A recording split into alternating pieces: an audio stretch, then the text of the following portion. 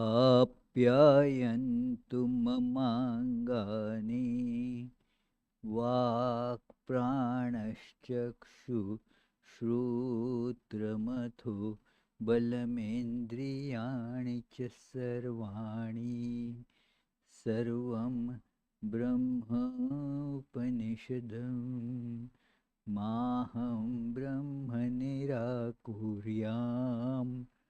मा ब्रह्म निराकरोत् अनिराकरणमस्तु अनिराकरणं मेस्तु तदात्मनि निरते य उपनिषत्सु धर्मास्ते मयि सन्तु ते मयि सन्तु ॐ शान्ति शान्ति शान्तिः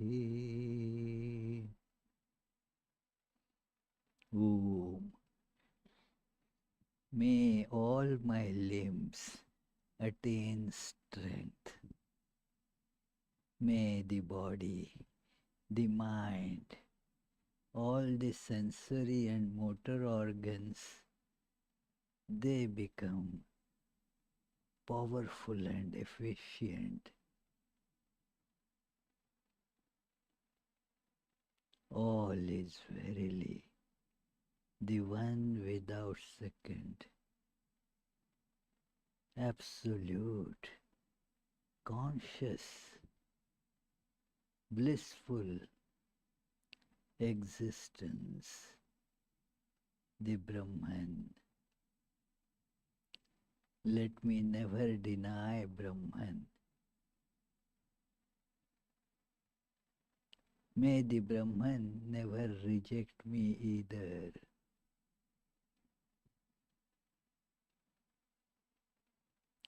May all the virtues necessary to experience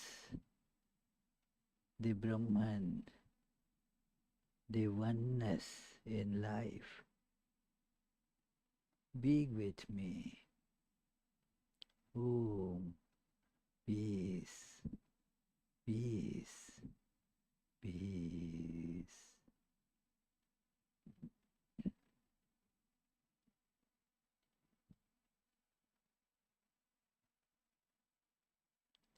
Let us try to feel the intrinsic, blissful oneness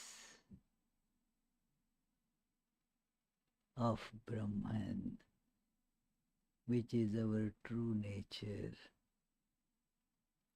by removing our bodies from us. It is as such quite simple.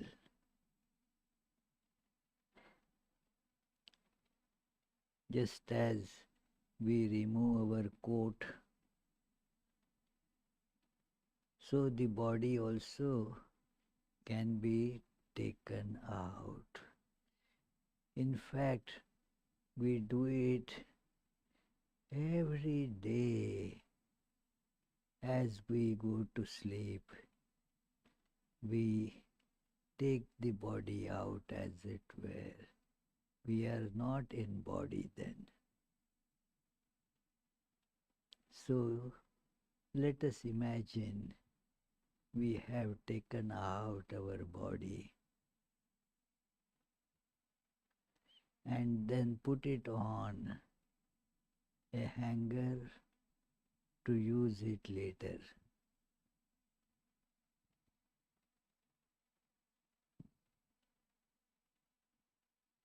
Now all the characteristics of body I see are not my characteristics. I am never born.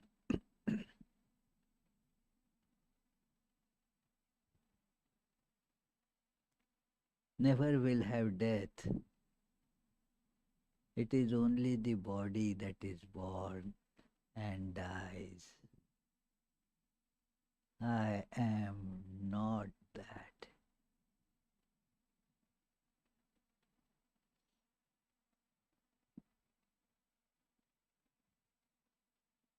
It is the body alone that is besieged with a gender, freed from it. I don't have any gender, male, female, or neuter.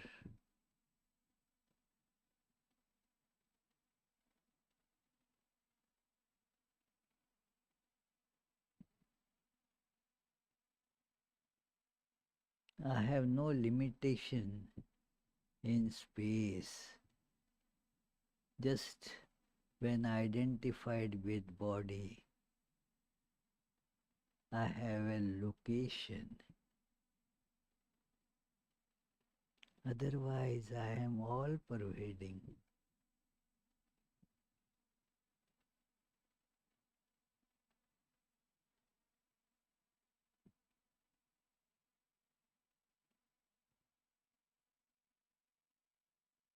Same can be applied to my subtle body.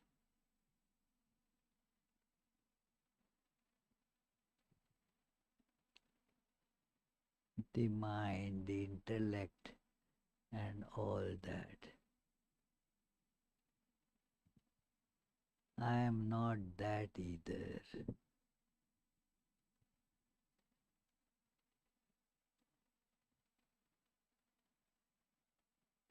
I have no desires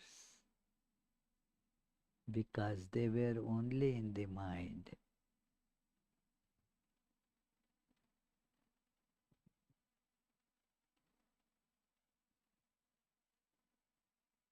I am feeling, I am bliss itself.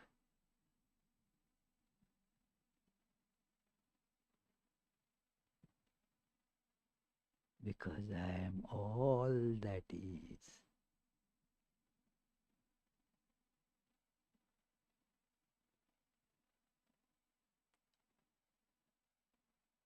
I am the peace absolute.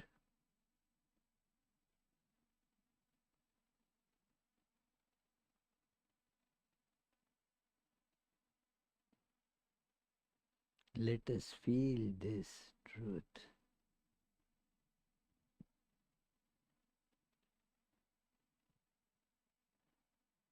I am actually Brahman.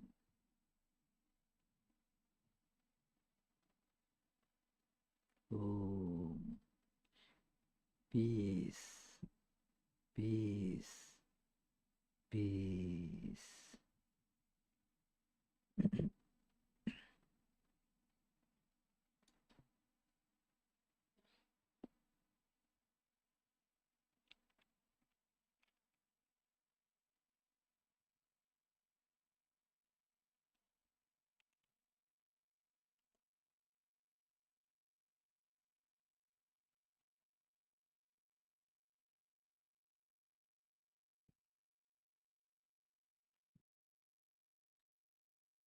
So let us begin today's discussion with our regular chant.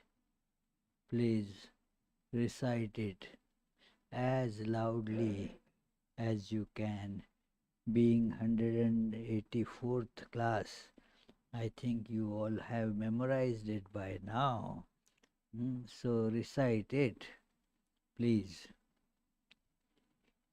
जन्माद्यस्य यतोऽन्वयादितरतश्चार्थेष्वभिज्ञस्वराट् तेने ब्रह्महृदाय आदिकवये मुह्यन्ति यत्सूरयः तेजो वारिमृदां यथा विनिमयो Yatra trisargo mrishva dhamna svena sada nirastakuhakam satyam param dhimahi. That from whom creation, sustenance and dissolution of the universe take place, who is both the instrumental and material cause of it, who is omniscient, is the only one having self-mastery, being the one independent entity, who illumined the mind of Brahma with the Vedic revelation, whose wisdom is the wonder of even the greatest sages, in whom the world of the three gunas subsist, just as the combination of materials like fire, water and earth subsist in their causes without changing their elemental nature, in whose consciousness there is nothing false. On that truth supreme we meditate. We were studying the very illuminating episode of the elephant that symbolizes our bloated and seemingly very powerful ego getting caught by a crocodile in the waters. And now the elephant prays for liberation from this crocodile, which symbolizes Maya, the world.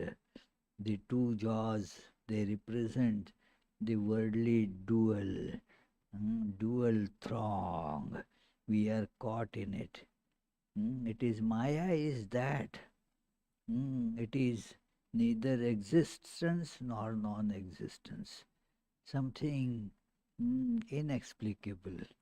It is the contradiction that we feel in this world. Swami Vivekananda says that Maya is not a theory. It is just statement of fact. Not a theory means there is no attempt to explain it. There is no explanation to it. It is just the statement that we are here caught in these contradictions. It is we are living, but our living means marching towards death. We hanker for happiness, do everything for happiness, and yet we get caught in sorrow. See how contradictions they are. Our knowledge increases, we think we know, but well, what we know keeps on getting negated, contradicted again and again. So our knowledge is like our ignorance. Our living is like our death. Our being happy is like our getting into this suffering and sorrow. So this is the crocodile that has caught the food in a way of all of us who have the ego. If we have the ego, that is the doership, and thus there is the crocodile of this that grabs us. And we try to rescue ourselves by doing this, doing that. Oh, I am suffering. Let me go for a cruise trip for 1 week.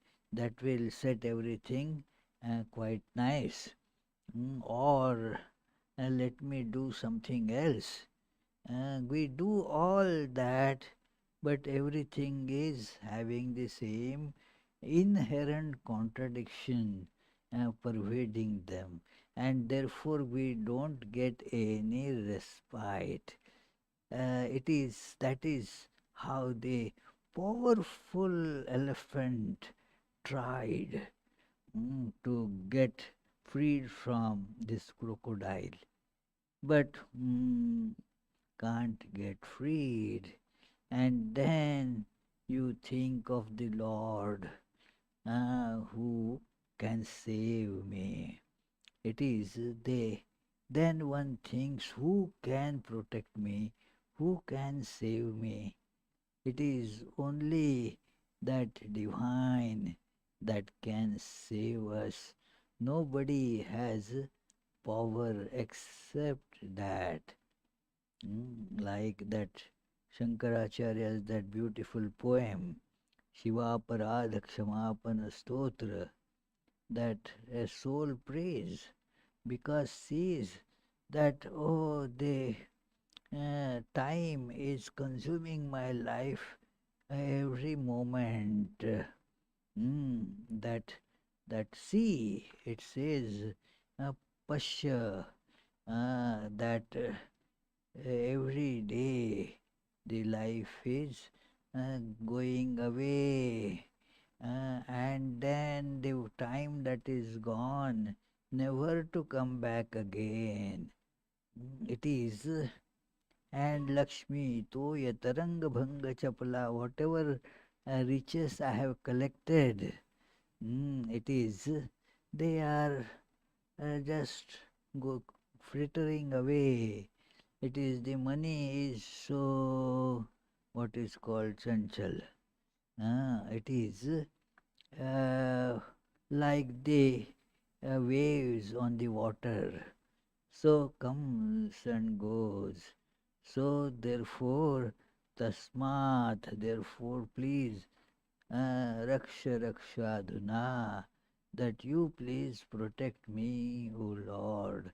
There is no other protector because everybody is in the same situation. It is every beggar is beggar. Who is going to give alms to whom? Everybody is fraught with the same problem. Who is going to be of use to anybody? Many are not aware of that problem even. So it is all, whether you are a rich man or a poor man, whether you are highly learned with multiple PhDs, or you have not gone to school at all, illiterate. The problem is with everyone.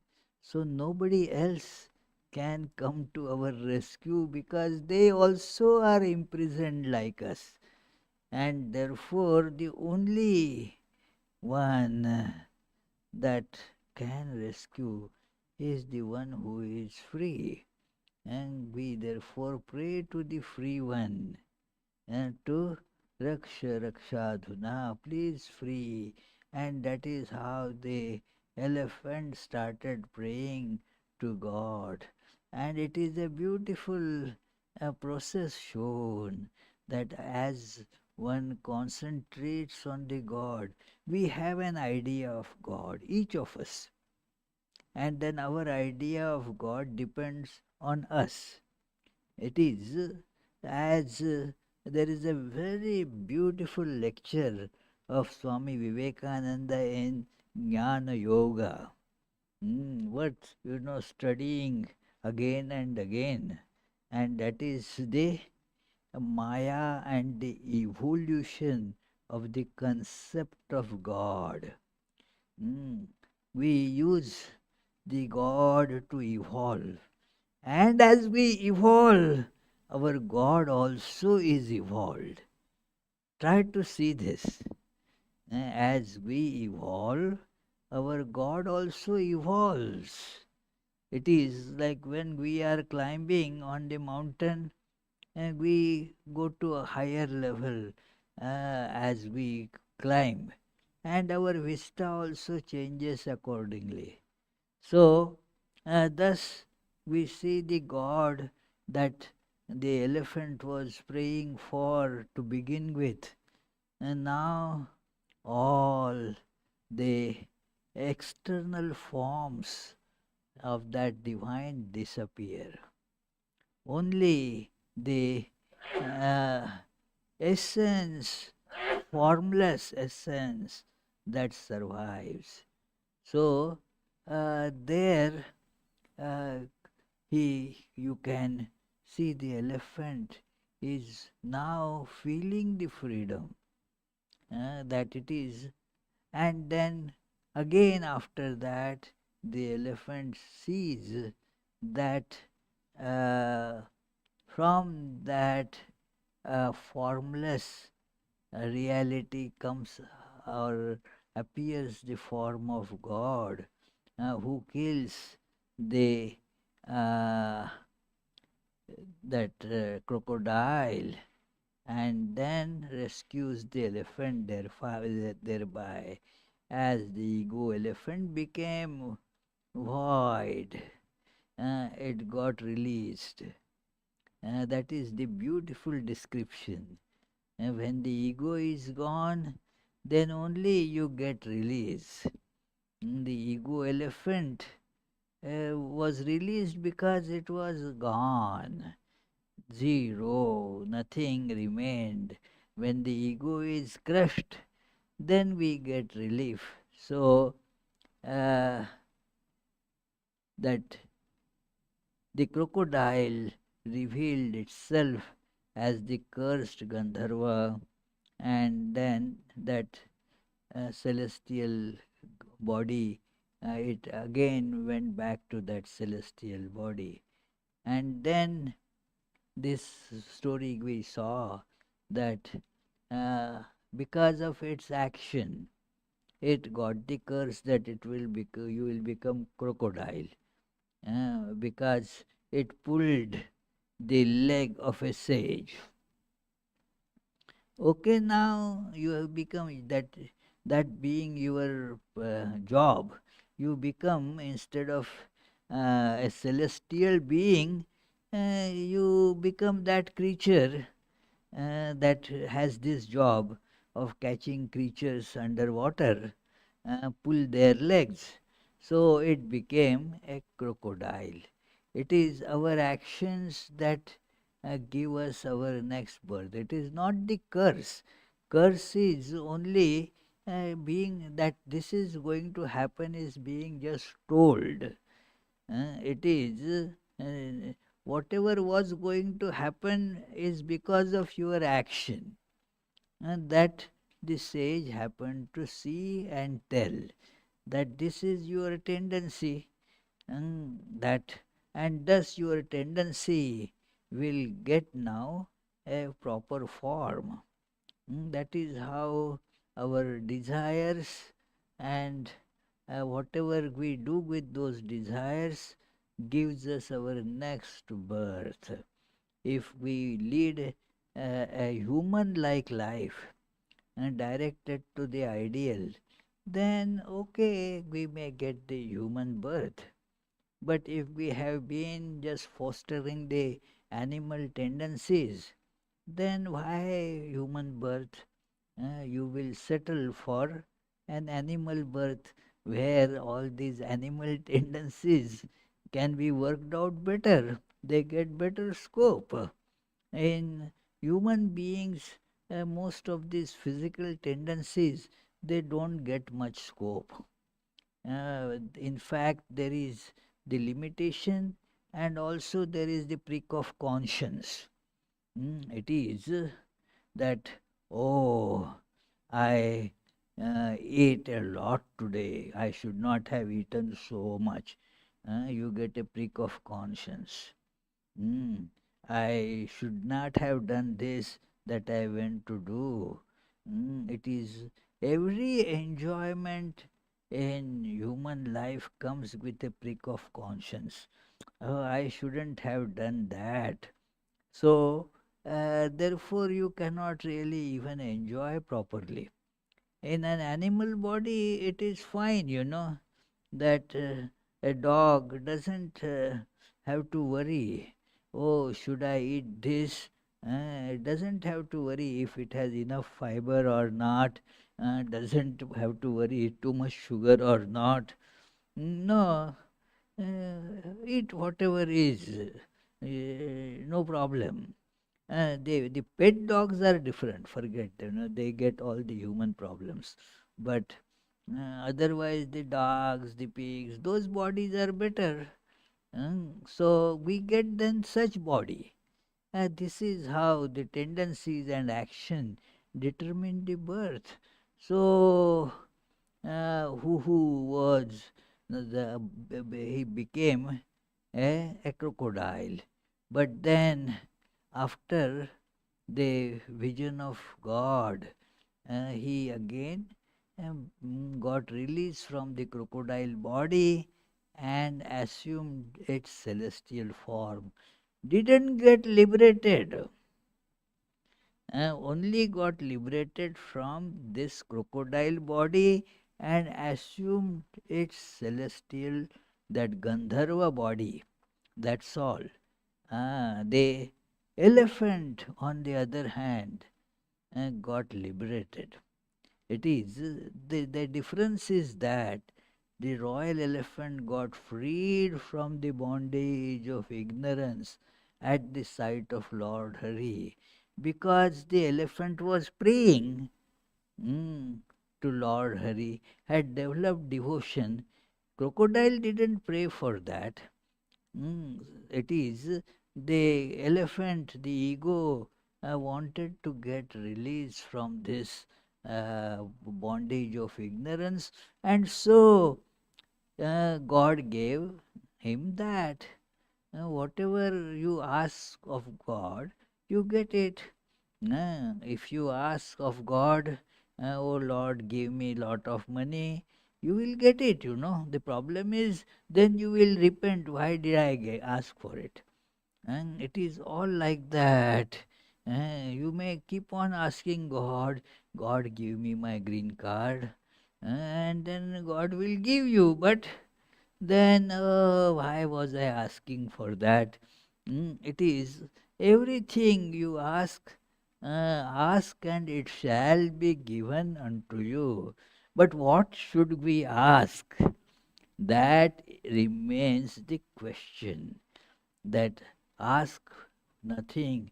Holy Mother was asked, what should we ask of God? Somebody said, ask for devotion, ask for knowledge. And she said, no, it will be just ask to be free from all asking, all needs, all vasanas. Let them become gone. Let them be gone from me.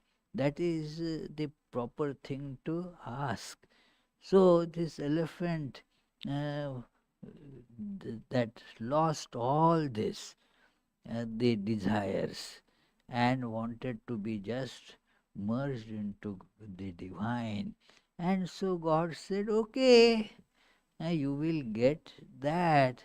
And therefore you have to see why this happened to the elephant. Again the same rule.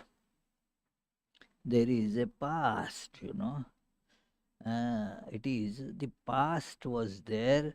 Whatever spiritual practices one does in the past, they continue. This is another that illustration of this. You read in Bhagavad Gita, Arjuna asked this question. A very commonly asked question. One feels, oh, I am doing spiritual practice. Hmm. Yes, I keep on thinking about God every morning, evening. I do meditation, but we feel, oh, uh, in between, if I die, before I realize God, if I die, then all the spiritual practices that I have been doing, all will be wasted, gone. There is a lurking idea behind. So why waste time in that? Hmm. It is anyway, if I die, all that will go away. And my progress is going on very slowly anyway. So I will not be able to achieve much before I die. So let me forget it. Yeah, it is. This time I started, I had a late start. And next birth, I will start as soon as I am born. So I get more time. Mm. It is a very delusional thinking because of our attachment to desires. Because if you want to do spiritual practice, you have to curb other desires. And if you don't want to do that, then uh, because of that you feel, oh, maybe what's the use at the end of the day, if, even if I do spiritual practice, I am not going to get liberated because I may die before the completing of the job. So Lord Krishna said to him that no, don't be scared of it. Whatever you have achieved in this life, you will start next birth with that much already achieved, already progressed as store of spiritual wisdom. That is why it is in everything. That is why you find some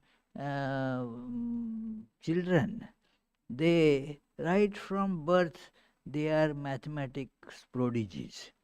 They don't find it any difficult at all.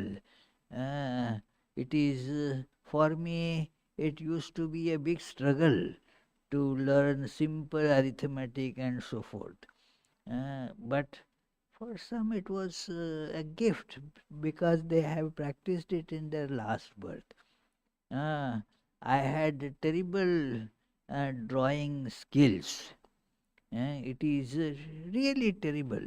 But uh, some friends, they were so adept at that, would really great painters.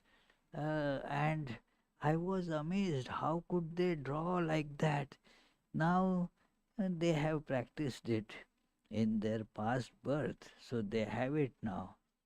You also see how people have different skills at the early childhood. So a little child was coming, now he has grown up a bit. But when he was some 4 years ago or so, he was playing tabla as if a professional would be playing with that skill. Where did he learn? Well, automatically from the past birth. That's all. So, because none of his parents or family members or that extended family members, none of them have any musical talent. Mm, because the scientists, because they don't have any past birth idea, they abhor such. No, no, no. Don't talk about rebirth. Let us find out the solution right in this birth. Genetic transmission. So now where did that genes come from? Nor from parents, nor from grandparents, nor from any extended family members. So, where did the genes came from? And but it is the simple and straightforward explanation. Uh, the brilliant scientists don't want to accept the simple, straightforward, most scientific explanation because it doesn't fit in their material science. They are very superficial. They pose as if they are very analytical and thorough, but not actually so. It is, they see that no, no, it is something might have happened. Who knows? That they had a bird, that family, and that was singing. So that bird, any nonsensical things, but they accept the real reason, they would find all such ideas. Anyway, so this is what in the past this elephant had performed spiritual practices. So that is the story that will be told now. It is not just sudden that so there is the antecedents of the elephant, that lordly elephant.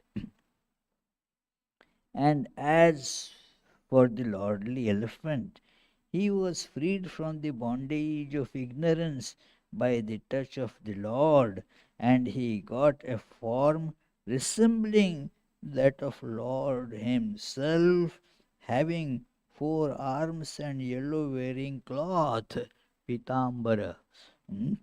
Chaturbhuja pitambaradhari. So, it is called technically the Sarupya Mukti. The liberation is described 4 types. That one is the staying in Vaikuntha along with God. Where God is, I will also stay there. In Christian phraseology, I will go to heaven, and then I will have every day breakfast with God. Whatever, I will be near God. Salokya means in the same town with God, same location. That is how the word loka came, salokya. Loka, location, and all that, they are same origin. Then samipya, close by. In the same city but not close by, then I don't see that often. But then you come to stay in the neighborhood, be just a neighbor. Oh, so close. Yeah, we are staying maybe in the same house. Mm. So then you are very close to Lord. Then there is the third one, Sarupya. You assume the same form as God has. Mm. And then ultimately, Sayuj, there is no difference as I and God.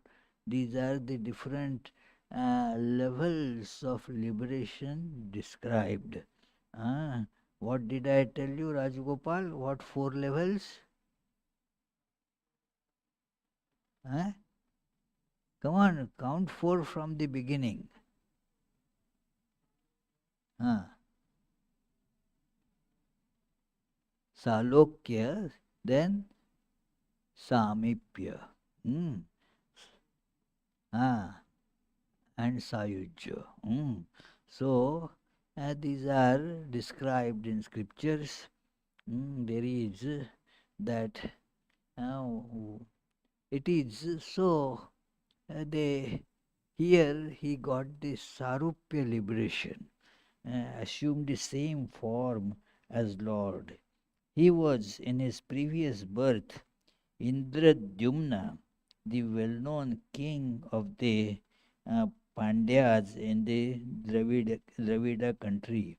He was devoted to all observances connected with the worship of Mahavishnu. Uh, this Mahavishnu word is not in the original. The translator Swami Tapasyananji, he translates all the time like that, Mahavishnu. For example, here it is only mentioned Ishvara. It is and Vishnu, but nowhere you find Mahavishnu in the original.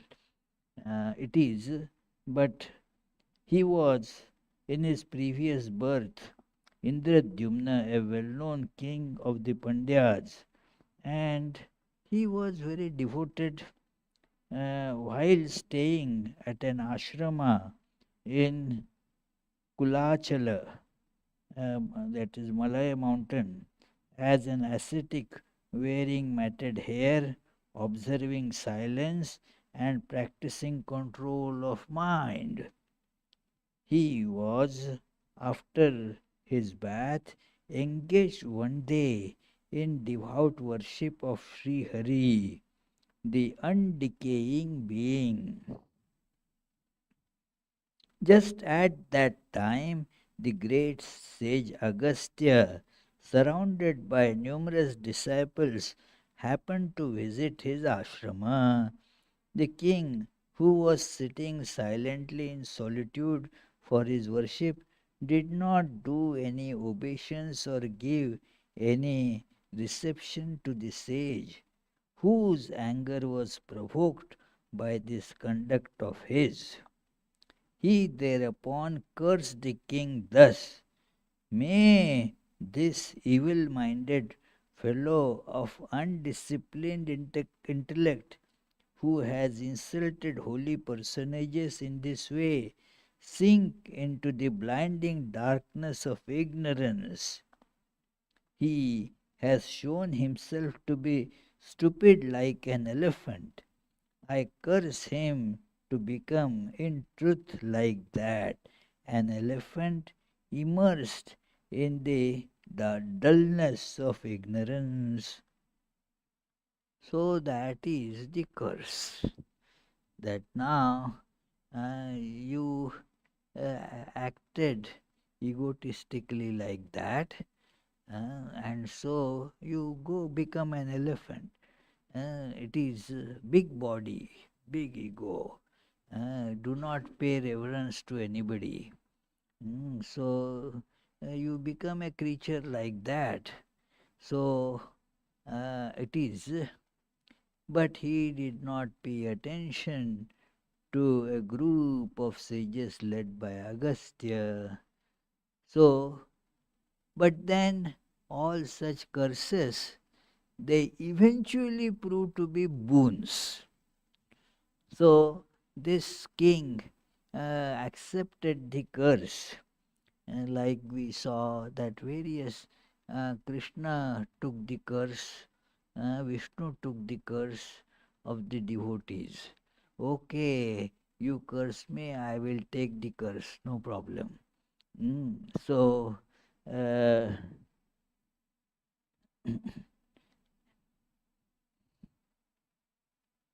and the Rajarshi Indradyumna consoled himself with the thought that this was the dictate of destiny. Indradyumna was soon born as an elephant, a birth in which there was complete forgetfulness of his spiritual nature. Forgot completely about the uh, being spiritual, a devotee, the quest of the permanence, who am I, all those spiritual signs, they are completely forgotten, and was living a life of this sense enjoyments in the big bloated body. Ego is like that, not caring for anything, not caring for anybody. That is how the elephant became. It is, and no sign of any spiritual inkling there. So it is, the Indradyumna was born like that. But as a result of his worship of Hari in the past, he had his memory of the Lord restored at the last moment in spite of his elephant consciousness. It was done. So it was there, hidden under this heap of elephant impressions. But uh, it still didn't perish. Anything that we do, it doesn't perish. The spiritual life, whatever we have done, gets remembered, remains intact. And thus, when the ego is gone, those things now, those impressions, they make you merge with Hari. Thus was the lordly elephant released and given a place amongst the Lord's attendants. Then, accompanied by him and extolled by the Devas, the god then goes back to his Vaikuntha abode after this work. So, that is the story about it. That is how the one must keep on doing this spiritual practice in spite of various problems and doubts. This doubt that what will happen if I die without accomplishing the result? Oh no, it will still stay. Do not worry about that. A very important point that it remains with me. It will not go away. Whatever you do, earn, it remains. It does not get diminished. So, whatever you have put in your bank account, if the bank is not charging maintenance fee, then it remains with you. Even if you go and come back after 20 years, and if the bank survives till then your account will show that much balance. So, uh, similarly, whatever we do, spiritual practice, it remains as our karma balance. It is there and it comes up at when it gets an opportunity, it comes up. So the job is to give it the opportunity through prayers.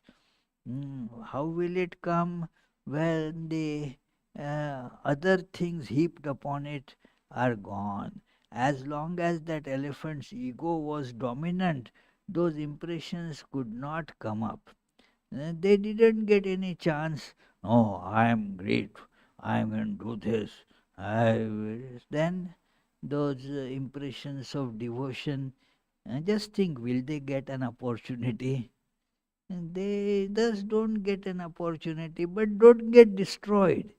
They remain dormant, that's all. Patanjali has classified the impressions in four categories.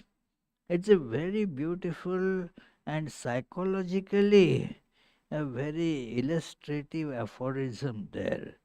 That how are our impressions? That some are just out there functionally, udara. Then there are some which are seen but are not active. They have become too weak to act. Some are not weak, but they are asleep. Imagine, they are asleep. So, these asleep, when they become woken up, they are not weak. They are just asleep. So, when a person, say, a bodybuilder athlete, is sleeping, then the powers seem to be not functioning as if he is weak. But when wakes up, all the powers become available, wakes up as a strong fellow. So similarly, these impressions, they were lying dormant. This devotion and all, because covered, sleeping. They were sleeping impressions. So, uh, thus they get woken up. So, there are some who are uh, temporarily they have been stalled. That is the fourth category. That is very interesting category. Temporarily stalled. They have neither gone to sleep nor have they become weak. Like when one uh, is say in a holy atmosphere with saintly people. Then the other impressions of this worldly enjoyment, they are held at bay. They are not then functional. Uh, they appear to be not there at all. No, no, they are held in abeyance because of the this holy atmosphere there. When this is gone, you see, they make an upsurge. So, these four types of impressions are there. So, this elephant got now those impressions which were sleeping dormant, now they got an opportunity, and now they woke up. They became now powerful, and thus now because of that the elephant uh, got liberated, that became the same one like Hari. So it is, uh, thus the worshipful Lord said, God Himself then narrated that how it works. And this is, of course, we will be discussing from next class, that Lord concluded the story with its importance for remembering the all pervading, all powerful nature of Him. Lord says one should remember these mountains, also worthy of remembrance for the purification of one's mind, are the following.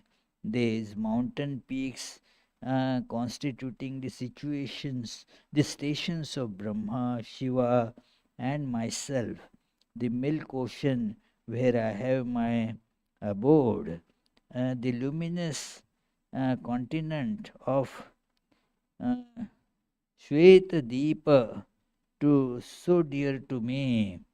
Shweta means where there is no sin, that is, and protected from on all sides by waters.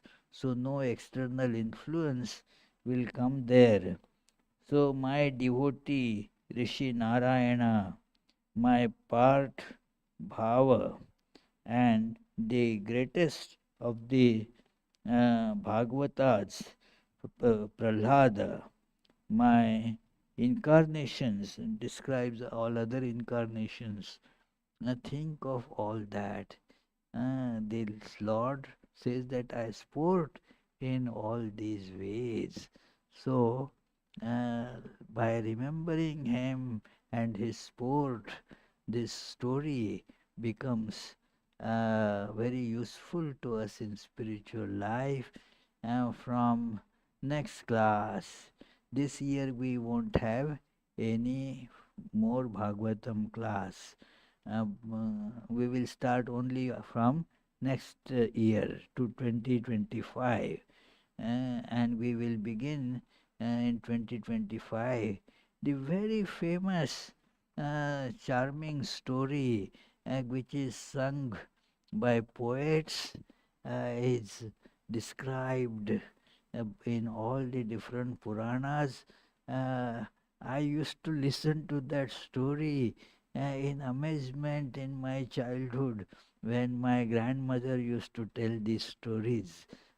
So, Samudra Manthana, the churning of this ocean, the demons and the angels on two sides. It's a great analogy of churning of the mind. Mind is like the ocean, it is to be churned, and then uh, the nectar uh, comes up ultimately. But before that, many other things like poison comes up too. So, this festival, the biggest congregation, religious congregation in the world that happens called Kumbh Mela. This time, from middle of January, it is going to start. in Prayagraj in India. And uh, about 1 billion people will be expected there from all over. It is. So that has connection with this story, that wherever that pitcher of that elixir or nectar that came out was kept, that place became then the holy place, and where people gather. This is one of the stories associated with it. But it is very interesting, this churning of the ocean of the mind. So, so many, everything is in the mind. We have to churn that. So, let us conclude with the closing chant. And then, in case if you have any question, please feel free to voice them or type them. निगमकल्पतरुर्गलितं फलं शुकमुखादमृतद्रवसंयुतं पिबत भागवतं रसमालयं मुहुर्हो रसिका भुवि भावुकाः. O devotees, quaff, quaff to intoxication this nectar of the fruit of the tree of Vedas, flowing from the mouth of the great sage Shuka and mixed with the ambrosia from his words.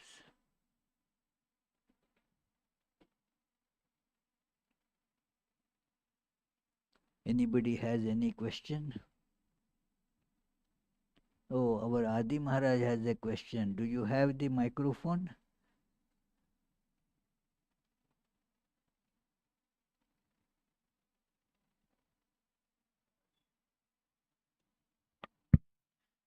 You mentioned how with bhakti, our um,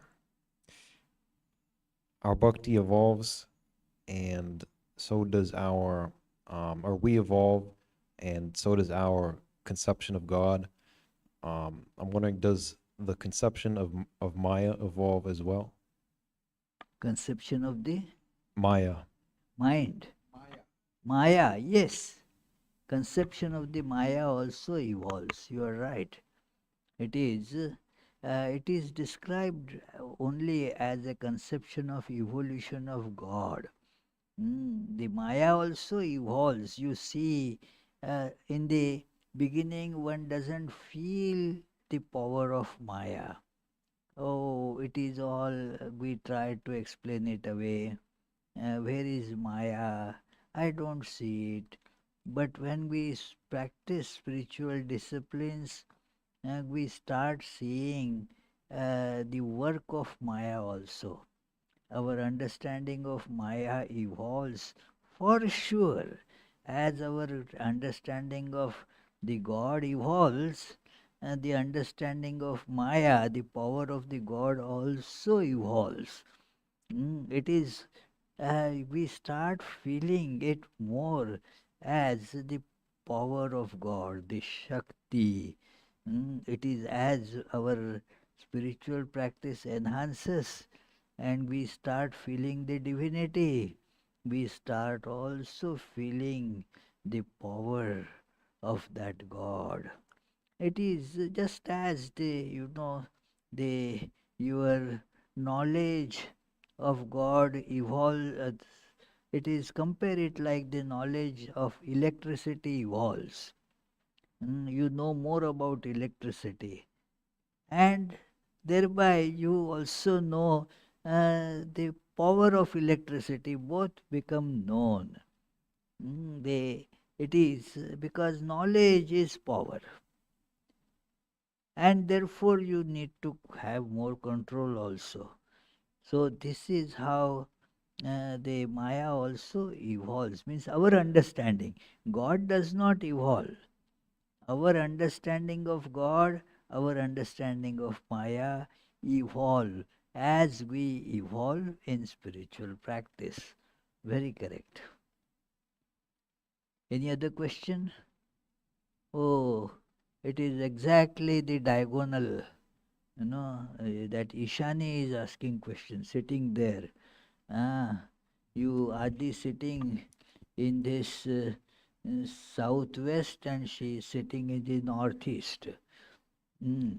Pranam Swamiji. Pranam. So you talked about four type of liberation. Mm. So is there any connection between like the spiritual path and the type of liberation?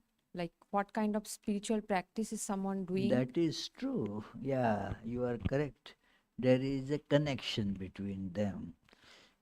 It is one feels that I want to be near God. I don't want too much closeness with God. Like some devotees say, yeah, I would like to attend the services at Providence Center.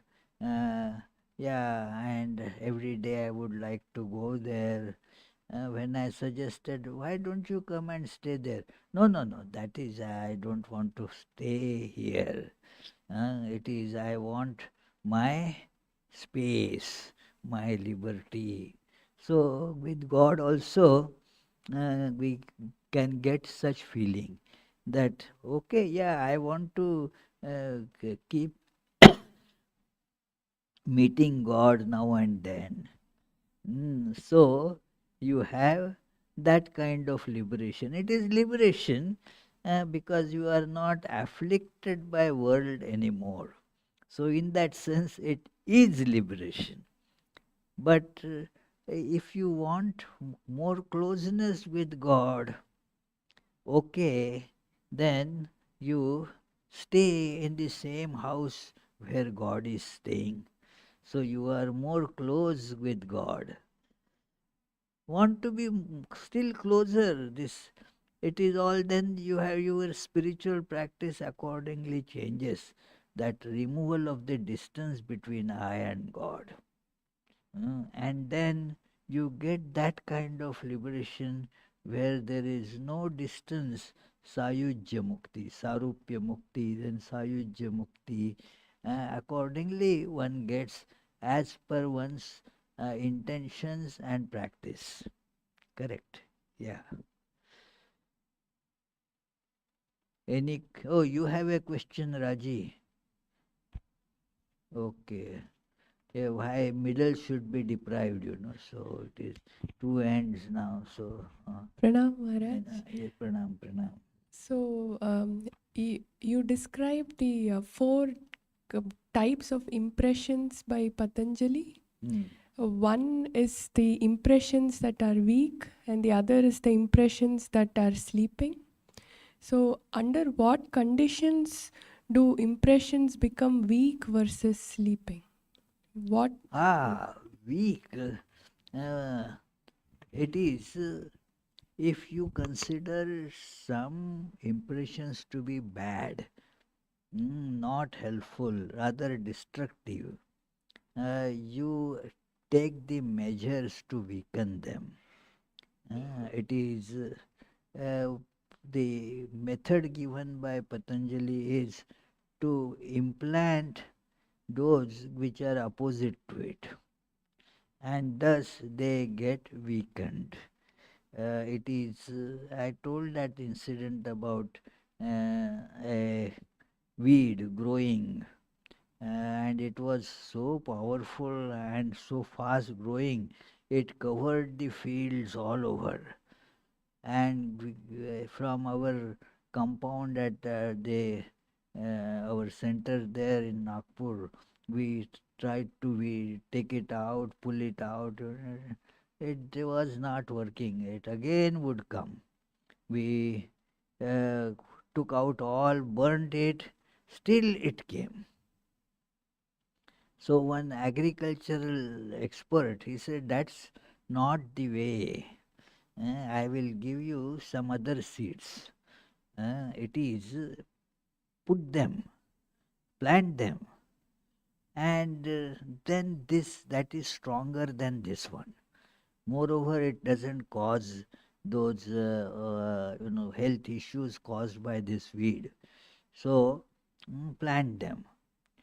And he said it will take 5 years. And to our surprise, yes, actually it took us only 3 years to eradicate it. So, vitarka badhane pratipaksha bhavanam. That is the aphorism there. That okay, that is now causing problem. Now put something opposite to it. That will weaken this one. This is the technique to be applied. Yeah.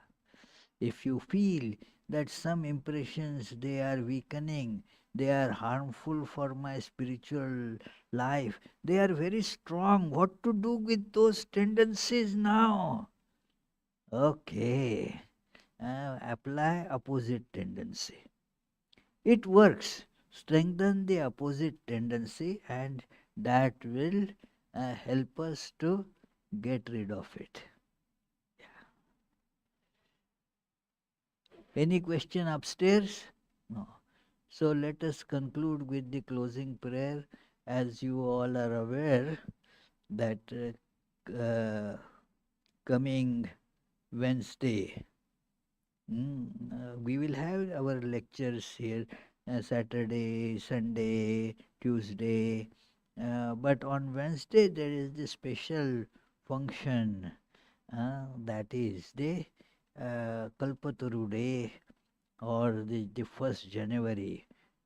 So please come for that. The program is as such very simple.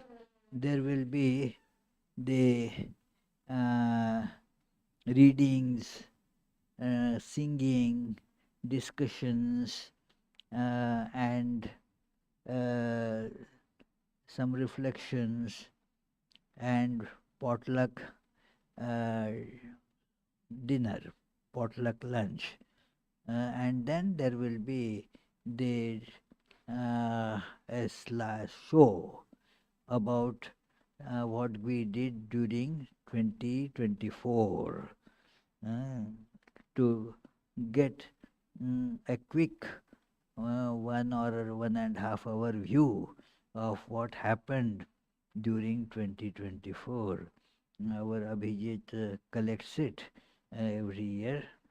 So that is the program. Let us conclude with the chant. Mukund Madhav Govind बोल, केशव माधव हरि हरि बोल. मुकुंद माधव गोविंद बोल, केशव माधव हरि हरि बोल.